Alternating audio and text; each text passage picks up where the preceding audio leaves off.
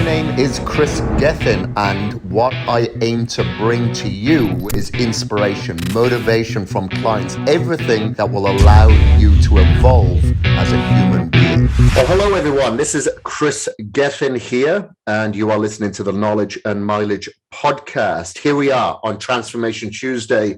Yet again, we are today interviewing one of my one-on-one online clients, Ricky Frey, who went through an unbelievable transformation, lost over 50 pounds in a very short time period, looked absolutely phenomenal to the extent that he stepped on stage, on a bodybuilding stage, and really kicked ass and took some names while he was there. So we'll get into that a little bit later. But Ricky, thank you very much for being on the show. Really appreciate that.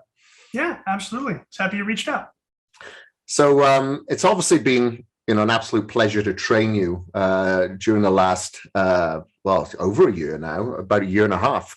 And, what you've done during that time has been absolutely phenomenal. And, just like everybody else, you have a lot of work commitments, you have family, you have some setbacks. However, you've been persistent and consistent in what you've achieved, even though your goals have kind of changed a little bit along the way. Can you tell us a little bit about yourself, your backstory, and what was it that made you go, you know what, I think I want personal training to take me to that next level? Yeah.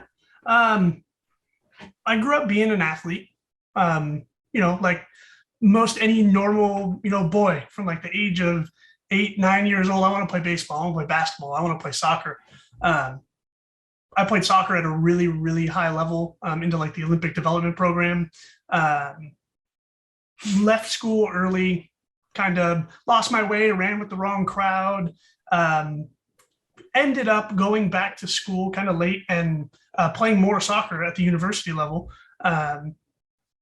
which, I hadn't played probably 7, 8 years. I was the oldest one on the team, coming in at like 23, 24, kind of fat.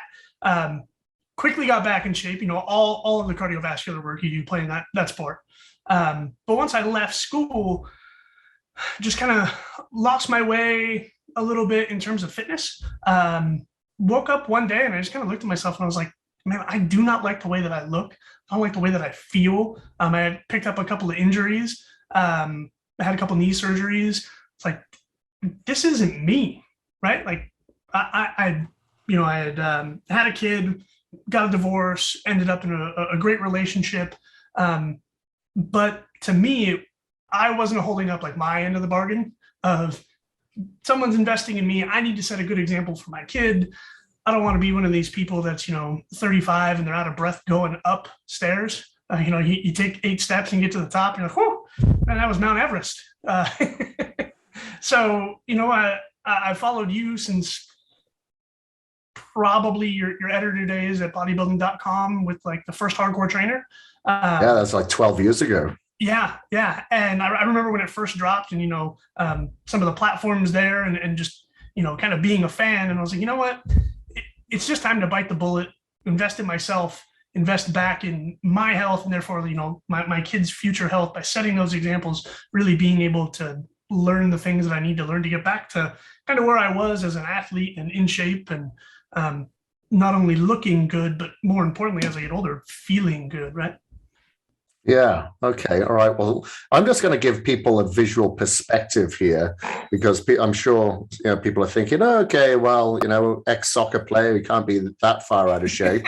So I'm going to hold it up to the camera right here. We'll also put this up in the editing process so people can have a close look there. So that's Ricky, about 50 odd pounds heavier there compared to his after picture.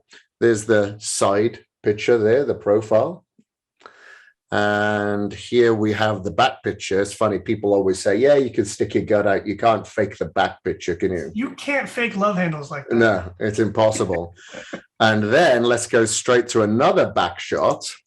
Okay, so this is now getting ready to compete. Completely different person. It's like, look how diced those hamstrings are. The hamstring to quad tie-in is insane. And then lower back, traps, delts, lats, bicep peaks, absolutely everything. And then here we are from the front. Like, you look like a completely different person in the face, let alone everywhere else from the neck down. Yeah, absolutely phenomenal. That's morning of the show. And I was actually looking at these pictures maybe 2-3 weeks ago, right before you reached out. And I'm going to be having knee surgery next month. So I put on a little bit of weight. And, post show, people are like, oh, you can't look like that year round, right? You're absolutely right. You can't look like that year round. So, you fill out and glycogen stores build back up and you get a little bit thicker. But I was looking back on those. I was like, man, I can't wait to have this surgery next month for my knee, get this over with, get back to looking much closer to that than I am now. And sometimes I look at that before with especially the back shot, right? Like the love handle's there, and then the back shot, like the morning or like a couple days after the show, after I've eaten a couple of meals, hitting in the gym and just looking at it going, man, I can't believe I looked like that, and I can't believe I looked like that. Yeah, unbelievable. Yeah, it's a crazy transformation, especially like you said, or I said, neck down, of course, completely different person. If you're taking away the head, you wouldn't recognize that's the same person. However, looking at the face, I don't know if you'd put 2 and 2 together and say that's the same person, because you look completely different. But with the post-show weight that you put on, I think it's good to do that. Because you get that post-show anabolism where your body just sucks up everything like a sponge. And I found through my experience of competing and dieting down for video trainers or shoots that I was able to put on as much muscle in the post 6 to 8 weeks than I could in the entire year by taking advantage of that anabolic window. And if you stay very, very lean all year round, it's very difficult to put on muscle. It really, really is. And, you're more susceptible to injury. Everything's a little bit, not as much synovial fluid. Everything's a little bit drier. So, a little bit of insulation there is a good thing, but obviously not too much. So what you all, obviously, when you signed up with me, did you decide from the get-go that you wanted to do a competition and that was the goal that you wanted to home in on? It's always kind of been in the back of my mind. I ruptured my ACL when I was younger. I didn't get it repaired. It wasn't until maybe, I think it was right after I was out of university, said, hey, I want to step on stage. So this is probably 8 years ago. I want to step on stage. I'm going to follow actually a couple of, I think it might have been the Hardcore Trainer at the time, the first one. Yeah. And then maybe the Muscle Building Trainer right after that. It's right about the time that released. I'm going to follow these. I want to prep. Maybe I'll find a coach. I was 25, 26. I had no idea what I was doing. But outside of just following these, like here's the instructions. This is step-by-step, food, cardio, supplementation. This is what I need to do to be able to look good on stage. Maybe not compete at a high level, but just to look good stepping on stage. As I got drier and drier, I was probably 8 weeks away from the show, started feeling a lot of pain in my knee. And that's really where things kind of spiraled out of control, right? I had my ACL done. It's like 9 months of recovery, put on a bunch of bad weight because, your first 3 months, you're essentially in a big leg brace, right? Like cardio is out of the question. And being young, well, I'm just going to eat and I'll be fine. I won't get that fat. No, you can see the before picture. Like this is now years of just kind of putting that on the back burner. I think maybe after 2 months of working with you, I was like, yeah, this is what I want to do. I want to go here, and we'll see where, the next couple of months take me. And maybe I can do it in 6 months. Maybe I can do it in 8 months. And I want to say it was probably month 7 of working together that we went from those before shots to those are my morning of show shots. Right. Yeah. So, it was always kind of there. But it wasn't like my first thing of, I want to do this just so I can compete. It's more like, hey, I want to do this just so I'm not a fat ass anymore. And, if we can get to the point of, hey, yeah, well, I'm making a lot of progress and I still look good. Kind of peeling away those first few layers, like what's left, right? Like, do I still have lines or am I going to be, just lean and look okay? Or can I actually step on stage? Once I started to see a little bit of that progress, it was, let's go, let's do this. Yeah, because you really don't know during that stage how much muscle that you're putting on, because you're still covering up, with a little bit of the body fat. And a lot of people don't understand that you can actually put on muscle and lose body fat at the same time. And you've proven that. You just have to be meticulous with the certain types of food that you're getting in at the right times, and making sure that you're recovering, you're resting, because that does dictate your performance and your testosterone levels and how you're able to retain muscle, which obviously you did. Obviously you lost a lot of body fat, obviously you put on a lot of muscle. Were there any other noticeable changes that you were able to acknowledge as you're going through this transformation? A lot more focus. It was much easier day in and day out to stay kind of on task, whether it was work or something around the house, in the gym, etc. Just, I don't know if that's endorphins or not, but it's kind of that you start building the habit of success, and then you can be focused more on success more of the time. Is just the way that I felt going through this. Especially the first few weeks of like show prep. Maybe not so much the last few weeks, where I remember we were talking about this, where it was just like, hey, you got to write down, like put some Post-it notes on the fridge, and these are your meal times. This is what you're supposed to be taking, because you're going to get real foggy brained at that point, right? But I think that was the biggest thing, is really the physical feeling of success kind of manifested the inner feeling of success, and therefore like just being able to have much more focus on the task at hand, whatever it was. And that's stayed. That's the greatest thing. Yeah, it has a transcendence effect, I've noticed. So if you're now focusing more on your workouts, the macros that you're eating, maybe weighing your food prep, having your supplements, because that is taking concentration, you're able to focus a little bit more, as opposed to what we do in general life. We have our phone with us all the time, which creates distraction. We go onto Instagram, then we friggin' lose ourselves. We're like, whoa, what rabbit hole did I just go down? So we train ourselves to be distracted. That's why I like to read a lot, because that causes concentration, which again will have a transcendence effect. And not only that, all of a sudden you're feeding your brain with the right fuel instead of product. You're now having food. You're having antioxidants to beat off free radical damage. You're having foods that are less inflammatory, so they have less of a chemical response in your brain. So now you're feeding not only your body, but your brain with the right fuel. You're going to feel a little bit better from that, from the endorphin rush, from the workouts, from the exercise, getting better blood flow to your brain now from movement as well. It all has a transcendence effect, and it kind of works in a synergy. And a lot of people, they start up a program thinking, hey, I just want to have a six pack. However, they start getting all these little noticeable side effects as well that they weren't even like signing up for, which is a great thing, because then hopefully it doesn't turn into a 12-week transformation or a 6-month transformation. It turns into a lifestyle now. Now, you mentioned you've had a couple of knee surgeries. Now, did you find that held you back at all when you were going through the transformation? Obviously, there's a lot of people out there that would use that as a justification or as an excuse why they shouldn't work out, why they shouldn't do leg workouts, why they shouldn't do cardio, why they shouldn't get off the bloody couch.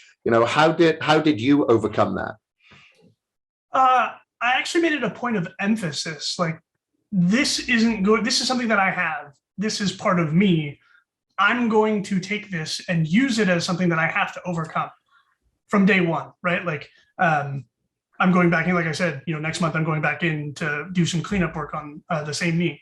So it's about taking that weakness and either using it as fuel or using it as a strength. Like, I know that there's some movements that I'm not really going to be physically comfortable doing, but I'm going to do the things in the gym to make those comfortable, whether that's some like BFR work, right? So I can go really, really light, but then go to failure. Or maybe taking something like, we use like the classic example. Oh, I have bad knees, I can't squat. Okay, well, maybe you can't do a high bar back squat. Can you do a front squat? That takes a lot of, that sheer force at the bottom out of your knee because everything's loaded somewhere else. Yeah, I can do front squats. Great.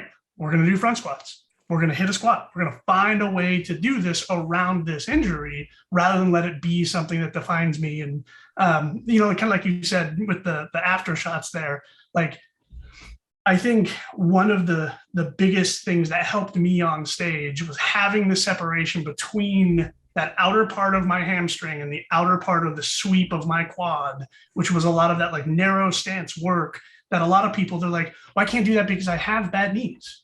Because it's a much deeper movement. You're not as wide, it's not a shallow movement. There's a lot, if I remember right, we did a lot of like sissy squatting in my program. Mm-hmm. Just essentially feet together, and it's a really long range of motion. Great. I might not be able to go as heavy. Maybe I have to do some BFR stuff. Maybe I got to train in that 30, 40, 50 repetition range rather than 6 or 4 or something super, super heavy. But I'm going to find a way to do them, and I'm not going to let my knee be something that prevents me from doing something that I want to do. Right. Yeah. And it certainly didn't hold you back because, your legs were phenomenal.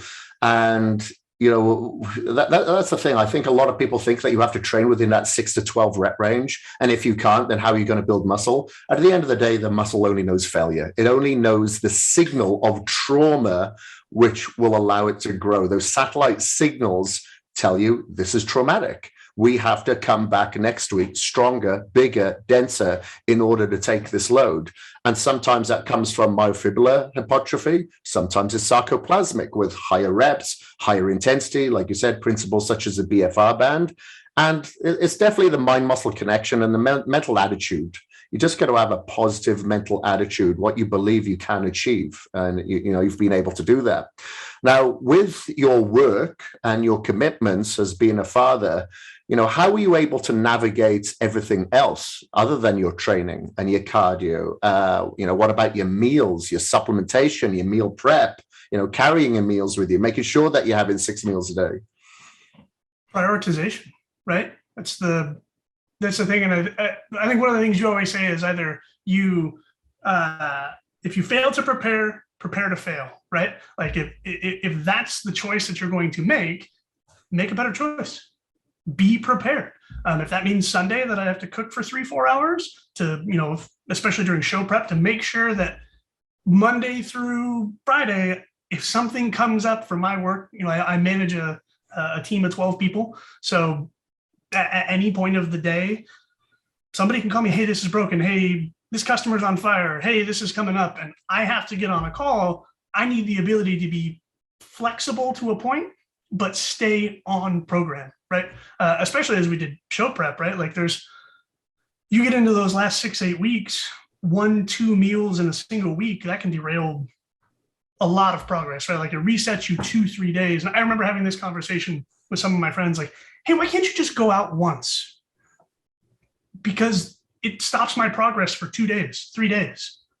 And if that's 5% of what I would be on stage, I'm giving my competition a 5% advantage. I'm not doing that. I'm coming for blood. I want to win, right?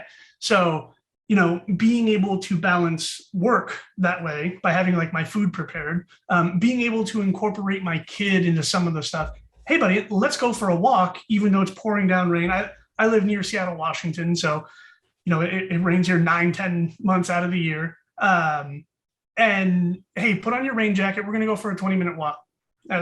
Whatever lunchtime is, especially, going through the COVID stuff in my state where schools are shut down, kids are, at home trying to learn. He's out in the living room. I'm constantly having, check on him and work. And then, oh, hey, it's been 2.5 hours. I got to get another meal into the microwave. It goes, here we go. Hey, let's go for a walk after I eat for 5-10 minutes, help digestion, just really incorporate him into a lot of those little things. And then, you have a relationship on top of that, and God bless my now wife. In this case, she was there for the whole thing, and you've done shows second in a lot of or second in natural bodybuilding, right? For worlds, it's an investment, and not only me, right? It's your support system around you, and being able to carve out that time. Hey, she still wants to have a nice dinner somewhere, or she wants to go out somewhere. Great, I'm going to eat before. I know they're going to have salads. I know I can tell them, hey, dressing on the side, just don't even give it to me. No croutons, no cheese.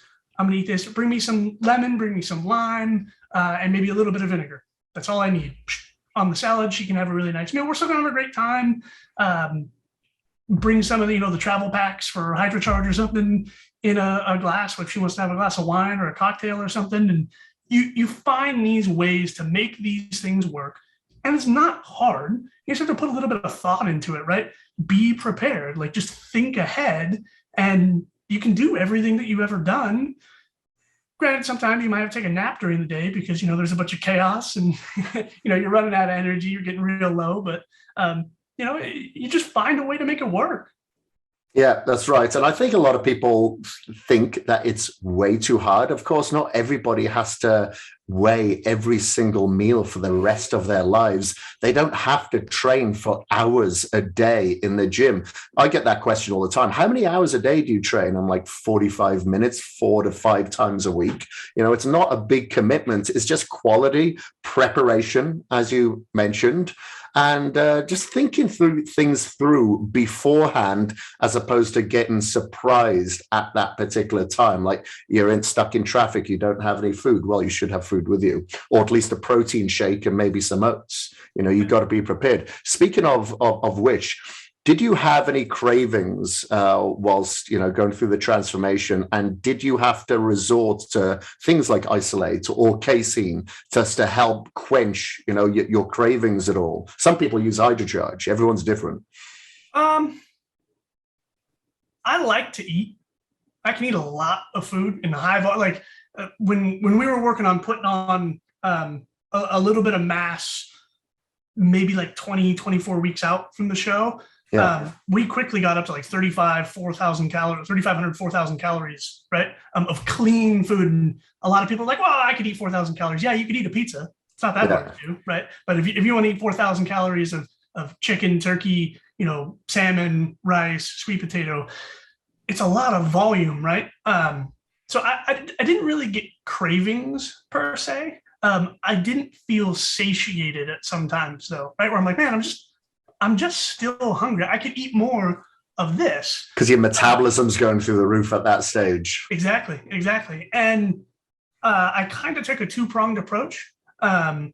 If I felt like actually hungry and I'd had more than 80 or 90 ounces of water so far that day, I would have like an extra isolate, or I'd add like a half a scoop of casein in the evening to like my casein pudding ice cream, I would call it, right? Confusing, like convincing my brain this is ice cream. A little bit of water, mix it up so it's a little bit thicker, pop it in the freezer for 15 minutes. I'd add, maybe half a scoop extra. Not really close to show, but, in the first parts, like, just feel a little bit more full. Hydrocharge was huge, right? Especially as you're trying to get up, in the 120, 150 ounces of water a day. Trying to do that with plain water, you're probably not going to be super successful. Eventually, you just kind of get, bored. Like, I want something that tastes good. One thing that really helped was making like hydrocharge ice cubes. Were fantastic.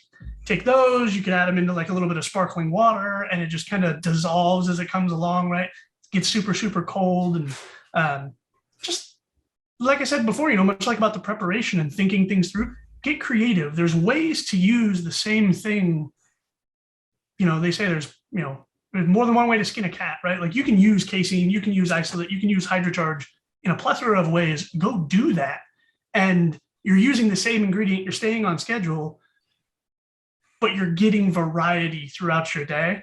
And I think that's one thing that helped me kind of feel fuller, because, you eat the same measured amount of oats and egg whites or sweet potato and chicken, and eventually 2 months into it, you're like, man, I'm just hungry.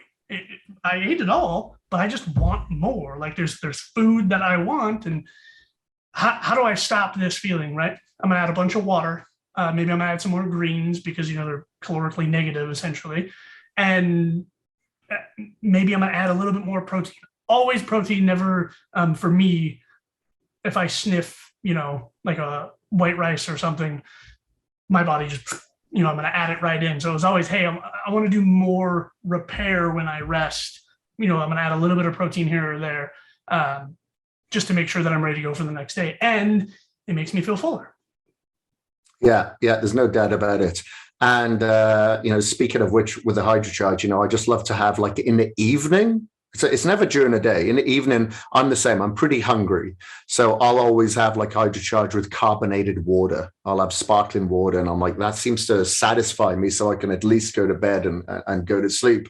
And what really helped you, I think, as well, from getting a lot of cravings, is that you were one of those people, not only having meal frequency helps with blood sugar stability, but also, cold showers, ice baths help with blood sugar stability. But you were actually going for a little bit of movement after a meal as well.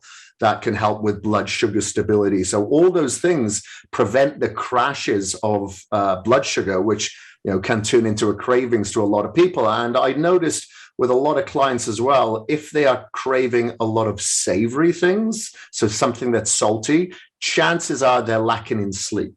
It's lacking in sleep. Maybe too big of a gap between meals, something sweet, lacking in sleep, probably something savory. So, as long as you can combat both of those areas with your meal frequency and your sleep, then you're pretty much good to go.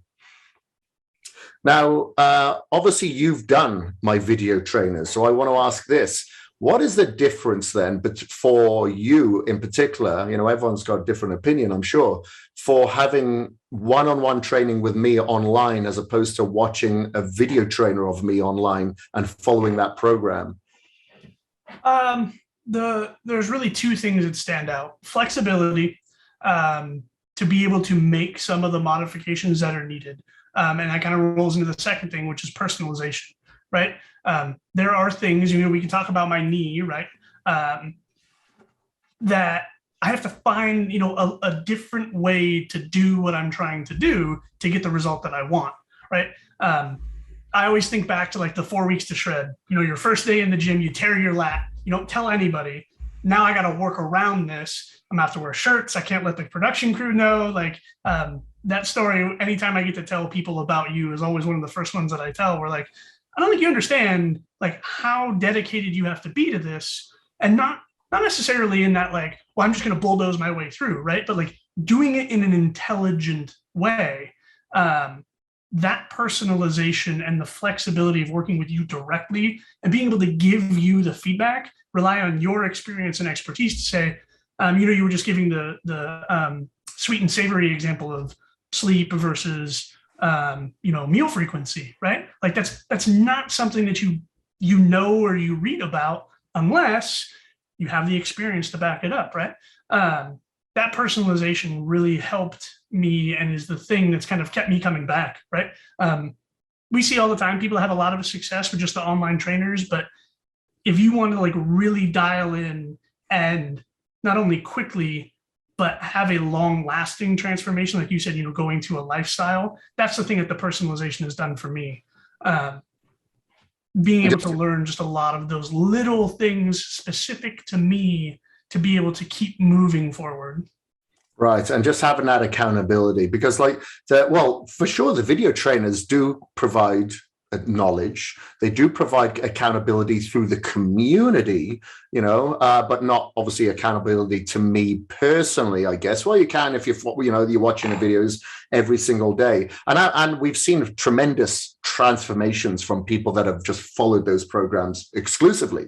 So there is a time and place, and, it's free. Not everybody can afford one-on-one training, right? So, it's free. That's another advantage. But a lot of people, I guess, such as yourself, if you're going through trial and error, you've got personal issues, let's say if it's time, or let's say if it's an injury, you've had knee surgeries, and you need to have a little bit more customization from that angle, then I guess, that's where it works out very, very powerful to allow you to continue to progress and work towards your goals, such as, competing on a bodybuilding stage. All right. And so what would you say has been the biggest takeaway for you? What has been the biggest advantage of, us kind of working together that you've been able to apply to your life? It may not just be training, it could be nutrition, but it could be the lifestyle, it could be inspiring others. What would you say is that takeaway for you? For me personally, it's kind of rediscovering myself and regaining that like no fear attitude. Being harder to kill. Yeah, being harder to kill, right? And being able to make decisions much more quickly. I went through probably a 5 to 7 year period of just being a neutered man, essentially. Like not being able to just make the tough decisions now, always putting it off, always kind of being, lazy. I tell some of my friends that, they come to me for advice and stuff like that. I'm like, hey man, you just have to do it, but it's going to be hard. So what?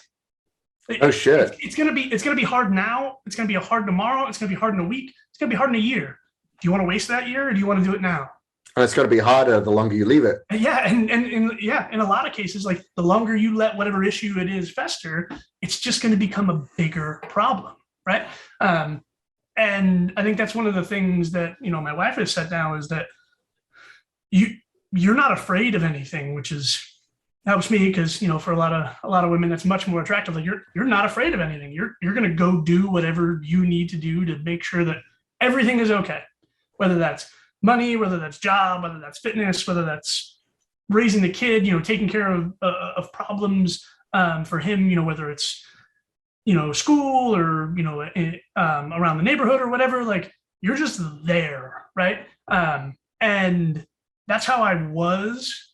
And then, like I said, kind of lost my way, and I've kind of rekindled that. And what's funny about it is I look back and I'm like, man, I am never doing that again. Like that, I have that clarity of I'm never going to be that person again. Fuck that.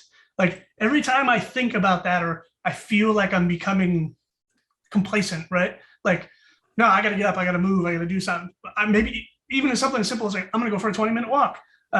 Even though it's a little bit painful right now with, the knee stuff I got going on, but I got to get up, I got to move, because if I don't, if I start to slip back into that person, no way. Absolutely not. Yeah. And speaking of which, I was going to say, when you lost, like 50, 55 pounds, that must have been a godsend on your knees. Yes. Yeah. I didn't really, I didn't realize it at the time. So like, for clarity, last August, I started having a little bit of knee pain. And so I went back in and I have tricompartmental osteoarthritis in my knee, which essentially means that like the age of 55, I'm getting a new knee. I have to find the ways to get to 55 because they don't do knee replacements, at my age, to be able to get there.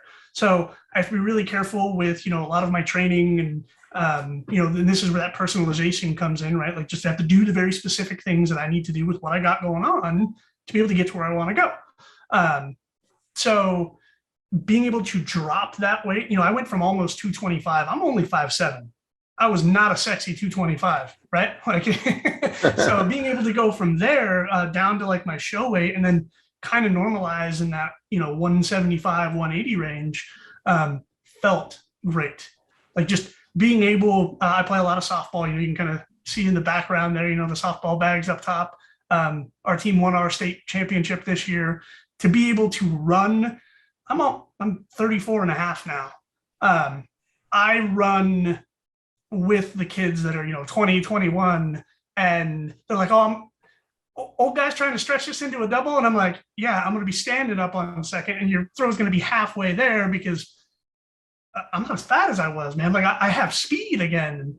Yeah, it's great. Like that weight with what, for people that don't know about, osteoarthritis, like it's degenerative, it hurts like a bitch. Like, there's just a lot of pressure sometimes. And you gotta stay in a certain place physically, otherwise it just gets worse and worse. So never again. That's kind of the motto, right? Like never again. Yeah, and definitely mentally as well, because just listening to you talk now, you seem so positive, even though you're dealing with the knee issues and you're like, it hurts like a bitch. You just seem so positive, and you're creating the outcome through the visualization, turning these things into reality. It's got to be okay. You just got to work through it. You've got to be smart, sophisticated about it. But there's a lot that you can gain from bodybuilding. I actually did a series about this at bodybuilding.com when I was the editor in chief, how bodybuilding builds ... So that can build financial freedom, because you're so much disciplined now with numbers. You're counting calories. Now you're counting your bills, how much that you're bringing in. You're more disciplined. You're going to be a better father, for instance, because you're having more confidence. You feel better in your abilities. You're a better role model. You're able to play around with your kids. And gives you more energy, more confidence, more freedom as well, because a lot of people are trapped inside the bodies that they've been given. They understand, okay, this is a vessel, but they create this connection like it's my body. Well, no, you've got to get rid of the mind, me, I. You can control it. The brain is the controller, and that is it. You can't use your genetics as a back pedal. It's your mind that you have to overcome and battle with. But once you do, and once you create this lifestyle, now you're eating better. Now you're having better blood flow. Now you're releasing endorphins. You're going to turn that around. So when I did this silent retreat recently, the instruction was really, really good. Our very, very bad habits, or our extremely bad memories, it's like it's carved in stone, and it's going to take years and years and years and years to get rid of those lines that have been carved. However, after a while, when you observe that and understand that and start changing your habits, now it starts turning into a line in the sand, and maybe the ocean will come in and wash it away at the end of the day. But then when you start working a little bit more towards your goals, now you're biohacking, you're meditating, you're visualizing, you're following everything with consistency, even on the weekends. Now it is just a line in the water, and it just goes away. And you're replacing those bad habits with good habits, and you're creating a better lifestyle just by changing 1, 2, sometimes 3 things in your life to have that transcendence effect. For sure. Right. Well, thank you ever so much for joining me on here. It's really been a pleasure, and obviously a pleasure having you on, and a pleasure training you as well. And I can't wait to see what happens as we go into the next phase. And, after you've had your knee surgery and everything, and, getting back on track. But is there anything that, before we sign off, is there anything that you wanted to add or speak to the viewers about anything, Ricky? I've always said this, especially in like a lot of the like Instagram live stuff, where like if you have a chance to work with you, and this isn't like a hey, you should say this at the end of the interview type of plug, like, and I know people have like messaged me on Instagram after I say this, like if you have the opportunity to get that personalized level coaching, jump at it. Like if you're on the fence, if you have things that you feel like limit you, it's simply a gap in knowledge on how to work around that. And if you don't know where to go to fill that gap, and you're trying to read, you're trying to find all of these things to go and be successful, take the help from someone that's done it, someone that has the expertise, someone that is successful. I always think about things like investing, whether it's money or it's like real estate, or in this case health. Go to the people that set the trends. Like, see what they do, work with them, find a way to get in with them, and take advantage of that. Like, it's the way that you get compounding returns quickly, right? You don't go from 225 to 100, and I think my stage weight was like 161 when I stepped on stage. Like you don't do that in 8 months without a lot of help, without great help. So do it. Just do it. Awesome. Well, thank you very much. Where can people find you or follow you, Ricky, if you wanted to give your Instagram or whatever a shout out? Yeah, sure. On Instagram, at Rickdolf, RICKDOLF. That's the best place to follow. So yeah. Yeah, so if you do have any questions for Ricky, you can bombard his Instagram, his DM account. But again, I really appreciate having you on here, having somebody such as yourself that has an inspiring story, that has, issues that you've dealt with, but you've overcome. It just shows that you can overcome these plateaus. And usually they're glass ceilings. They're short ceilings that we decide to live by, but it's our deciding factor at the end of the day, how tall we want to stand up and walk for the rest of our lives. Our lives are extremely short. And you do realize that the older you get, when you get long in the tooth like me, you do understand that and you appreciate that a lot. So, do whatever you can. I encourage all the listeners out there to do exactly what Ricky has done and just live your life to the absolute fullest, because the last thing that you want is get to the end of your years or when you're too old with regret. If you have the ability to do so, which 99.9% of you do, take advantage of it. So my name is Kris Gethin, and with our guest Ricky, and this is the Knowledge and Mileage Podcast, and we are out. Thank you ever so much for listening. My name is Kris Gethin, and I am out.